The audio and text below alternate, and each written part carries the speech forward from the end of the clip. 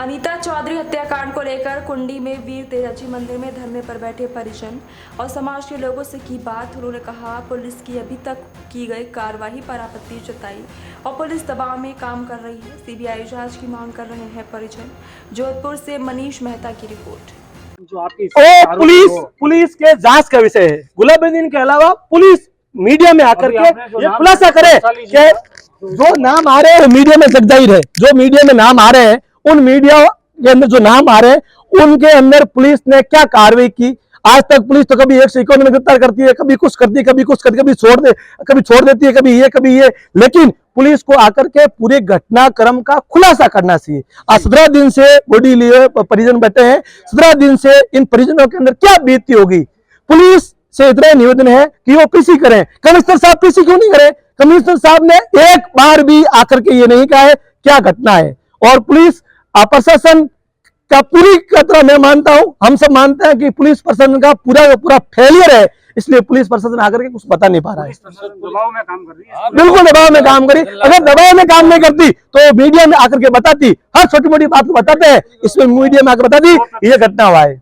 बिल्कुल बिल्कुल बिल्कुल हमें बिल्कुल 1% भी 1% भी नहीं हुई। तो उसमें तो आ जाते सारे। वो तो कहते हैं सर हमने मुजरिम को पकड़ लिया है और आगे से आगे ये पहले दिन से ही कह रहे हैं कि मुजरिम पकड़ रहे हैं। पकड़ने के बाद में मीडिया में ये कहा गया गुलामुद्दीन को पकड़ लिया गया है। तब हाँ ये मानते हैं कि उसको पकड़ा गया है। लेकिन उससे पहले मीडिया में आया था गुलामुद्दीन है वो अहमदाबाद गया था, अहमदाबाद से वापस जोधपुर आया था, जोधपुर से थैला लेकर के मुंबई गया था। ये कहां तक उचित है? पुलिस क्या कर रही थी उस दरमियान जब गुलामुद्दीन मुख्य आरोपी एक बॉडी के 7 टुकड़े करके फेंक देता है, जमीन में गाड़ देता है, फिर यहां से अहमदाबाद जाता है, अहमदाबाद से आराम से वापस यहाँ जोधपुर आता है, आराम से थैला लेता है, खरीदारी करता है, खरीदारी करने के बाद में आराम से वापस मुंबई जाता है। पुलिस कुछ नहीं कर पाती है। मीडिया क्या ये संभव है? आप पुलिस और प्रशासन मीडिया के माध्यम से जाट समाज के सारे और परिजन ये कहना चाहते हैं कि भाई इस घटना का जल्द से जल्द खुलासा हो और जो आरोपी है वो पकड़ा जाए और पुलिस मीडिया में आकर के बताए कि ये घटना का इस तरीके से इस घटना को अंजाम दिया गया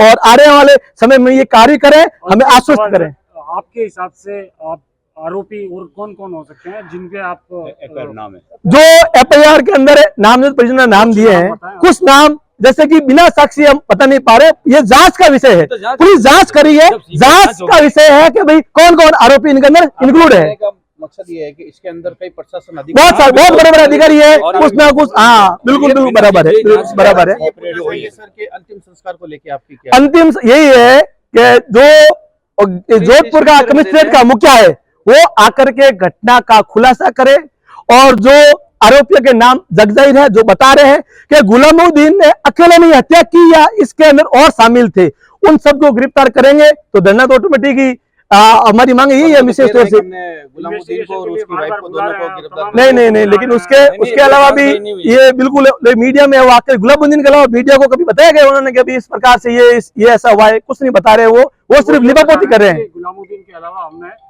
बाकी कई वो 200 हाँ बिल्कुल वो बता रहे। लेकिन आप समझदार हो, 151 में गिरफ्तार करने से क्या होता है? 151 में गिरफ्तार करके छोड़ देते हैं, जमान मुस्लिम 1 महीने भर देते हैं। अगर कुछ मिलता भी नहीं है तो पुलिस के अलावा 151 के अलावा 100 वो आपकी बात सही है, मानते हैं।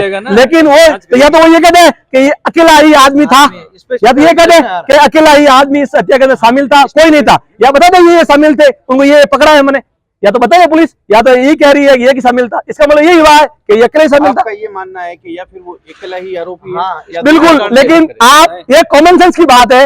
अकेला आदमी इतने भारी भरकम शरीर को 6 टुकड़े शरीर की हिम्मत नहीं होती है, इतना ऐसी हिम्मत नहीं होती है कि वो 6 टुकड़े करके उस बॉडी को 10 फुट गड्ढे के अंदर डाल सके। ऐसे इम्पॉसिबल है। बिल्कुल पुलिस और भजनलाल सरकार दोनों की मिलीभगत है इसमें, बिल्कुल बहुत बड़ी। और अगर दूध का दूध और पानी का पानी करे तो इसके अंदर बहुत बड़े आदमी है, सफेद पोस्ट पकड़े जाएंगे। जी सरकार का इंटरेस्ट इसलिए है कि कई राजनेता भी इससे जुड़े। बिल्कुल इसलिए ये अगर राजनेता भी आए, पुलिस के आला अधिकारी, बड़े अफसर। चर्चित मुद्दे अनीता जी चौधरी के हत्याकांड के संबंध में हमारे साथ है उनके पुत्र राहुल जी। और राहुल जी, सबसे पहले की जो ऑडियो रिकॉर्डिंग वायरल हुई थी उसमें सुमन नामक जो भी है उनके द्वारा यह बताया गया है कि आपसे रोज दिन में 2 बार आपकी मम्मी बात किया करते थे। क्या ये सत्य है?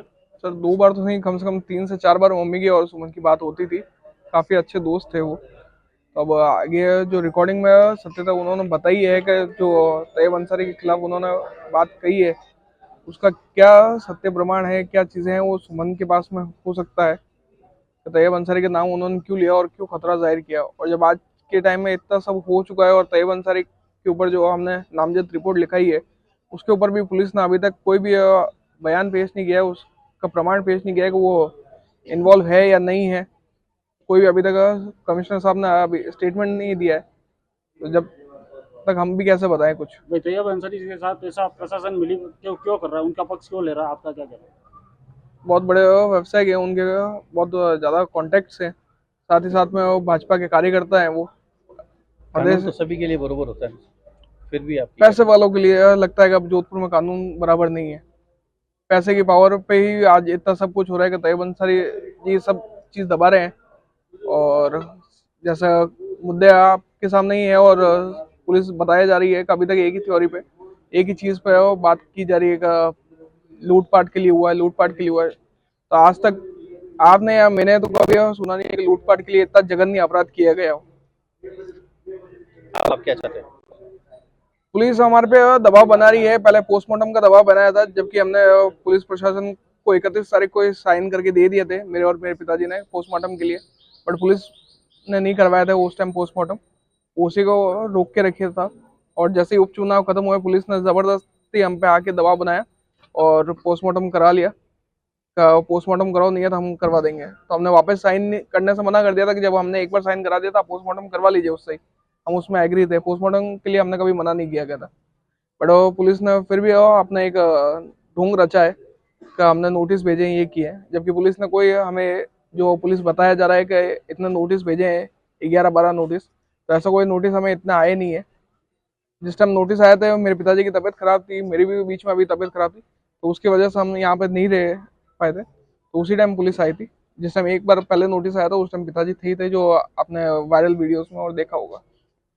आपके हिसाब से आरोपी और कौन कौन हो सकते हैं, या इसके पीछे क्या कहानी हो सकती वो है, तो ऐसा क्यों हुआ?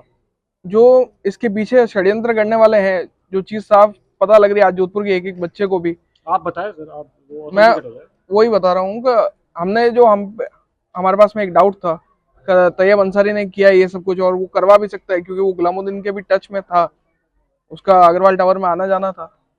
तो उसी के कारण से हमें उसके ऊपर सबसे पहला प्राइम डाउट हुआ, और सुमन ने उसका नाम ले चुकी थी, आप इसीलिए वीडियो रिकॉर्डिंग में उनका नाम नहीं है, वीडियो रिकॉर्डिंग लेकिन में जांच प्रशासन कर रहा है। अगर जांच उनकी संलिप्तता प्रशासन होती कर रहा तो है, तो प्रशासन उनको गिरफ्तार कर चुका होता अब तक। प्रशासन अभी तक उनकी भूमिका को क्लियर भी तो नहीं कर पा रहा है कि उनका सहयोग है या नहीं उनके खिलाफ। शायद जांच पूरी होने के बाद प्रशासन उनकी पूरी जांच में तो सर प्रशासन एक ही चीज कहता है कि लूटपाट के लिए हुआ है। क्या आप मान सकते हैं कि ये जघन्य अपराध लूटपाट के लिए हुआ है? वो तो जांच में पता चलेगा। मैं तो क्या पुलिस ने ये भी कह दिया था कि बिना पोस्टमार्टम के शरबत पिलाया गया था, जबकि पुलिस ने अभी पोस्टमार्टम हो गया, ना तो हमें रिपोर्ट दी गई है, ना पुलिस ने रिपोर्ट के लिए आपसे बात की है कि शरबत पिलाया गया था कि नहीं पिलाया गया। तो उस बात पे भी अभी तक पुलिस ने कुछ नहीं बोला है। पुलिस ने पहले जो डीसीपी साहब है उन्होंने बयान दिया था कि जो गड्ढा है वो 27 तारीख से पहले खोद दिया गया था। अब वो पुलिस ने वही बयान अपना भी चेंज कर दिया कि 27 तारीख के बाद में गड्ढा खोदा है। तो इस चीज पे पुलिस प्रशासन पे